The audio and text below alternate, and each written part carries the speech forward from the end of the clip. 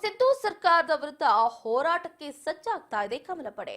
ಆಡಳಿತ ಪಕ್ಷದ ವಿರುದ್ಧ ಕೇಸರಿ ಪಡೆಯಿಂದ ರಣಕಹಳಿಯನ್ನ ಮೊಳಗಿಸಲಾಗ್ತಾ ಇದೆ.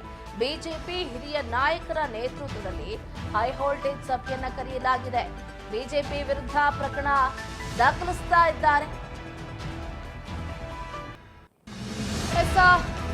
ಈಗಾಗಲೇ ಸಿದ್ದು ಸರ್ಕಾರದ ವಿರುದ್ಧ ಹೋರಾಟಕ್ಕೆ ಸಜ್ಜಾಗ್ತಾ ಇದೆ ಕಮಲ ಪಡೆ. ಆಡಳಿತ ಪಕ್ಷದ ವಿರುದ್ಧ ಕೇಸರಿ ಪಡೆಯಿಂದ ರಣಕಹಳಿಯನ್ನ ಮೊಳಗಿಸುವುದಕ್ಕೆ ಸಕಲ ತಯಾರಿಯನ್ನ ಮಾಡಿಕೊಳ್ಳೋದ್ರ ನಡುವೆ ಬಿಜೆಪಿ ಹಿರಿಯ ನಾಯಕರ ನೇತೃತ್ವದಲ್ಲಿ ಈ ಸಭೆ ನಡೀತಾ ಇದೆ. ಬಿಜೆಪಿ ವಿರುದ್ಧ ಪ್ರಕರಣ ದಾಖಲಿಸ್ತಾ ಇರುವಂತಹ ಕೈಗೆ ಕೌಂಟರ್ ಅನ್ನ ಕೊಡಬೇಕು ಅಂತ ಸಿದ್ಧರಾಗಿದ್ದಾರೆ. ಕೈಗೆ ತಿರುಗೇಟನ್ನ ನೀಡೋದಕ್ಕೆ ಬಿಜೆಪಿ ಕೋರ್ ಕಮಿಟಿ ಮೀಟಿಂಗ್ ಕರೆದಿರುವಂತದ್ದು.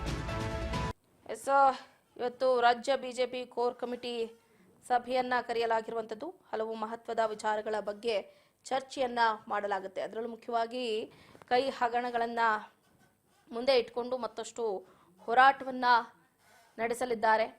ಇಕ್ಕಟ್ಟಿಗೆ ಸಿಲುಕಿಸುವುದಕ್ಕೆ ಕಾನೂನಾತ್ಮಕವಾಗಿ ಹೋರಾಟದ ಬಗ್ಗೆ ಚರ್ಚೆ ಕೂಡ ನಡೆಯುತ್ತೆ. ಗ್ರಾಮ ಮಟ್ಟದಲ್ಲಿ ಪಕ್ಷ ಬಲವರ್ಧನೆ ಆಗೇನೆ ಕೇಸರಿ ಕಾರ್ಯವ್ಯೂಹವನ್ನು ಮುಂದುವರಿಸ್ತಾ ಇದೆ. ಸದಸ್ಯತ್ವ ಅಭಿಯಾನ ತೀವ್ರಗೊಳಿಸುವುದಕ್ಕೆ ಹೈವೋಲ್ಟೇಜ್ ಸಭೆಯನ್ನ ಕರೆದಿದ್ದಾರೆ. ಆರ್ಎಸ್ಎಸ್ ಸಭೆಯ ಅಭಿಪ್ರಾಯವನ್ನ ಆಧರಿಸಿ ಬಲಪಡಿಸುವ ಬಗ್ಗೆಯೂ ಕೂಡ ಚರ್ಚೆ ನಡೀತಾ ಇರುವಂತದ್ದು.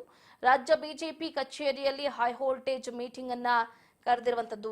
ಇವತ್ತು ರಾಜ್ಯ ಬಿಜೆಪಿ ಕೋರ್ ಕಮಿಟಿ ಸಭೆ ನಡೆಯುತ್ತೆ. ಬೆಂಗಳೂರಿನ ಮಲ್ಲೇಶ್ವರಂ ಬಿಜೆಪಿ ಕಚೇರಿಯಲ್ಲಿ ಸಭೆ ನಡೆಯಲಿದ್ದು ಹಲವು ಮಹತ್ವದ ವಿಚಾರಗಳು ಕೂಡ ಚರ್ಚೆ ಆಗುತ್ತೆ. ಇವತ್ತು ಈಗಾಗಲೇ ಕೋರ್ ಕಮಿಟಿ ಸಭೆಯನ್ನ ಆರಂಭ ಮಾಡಿದ್ದಾರೆ. ಇದರ ನೇತೃತ್ವವನ್ನ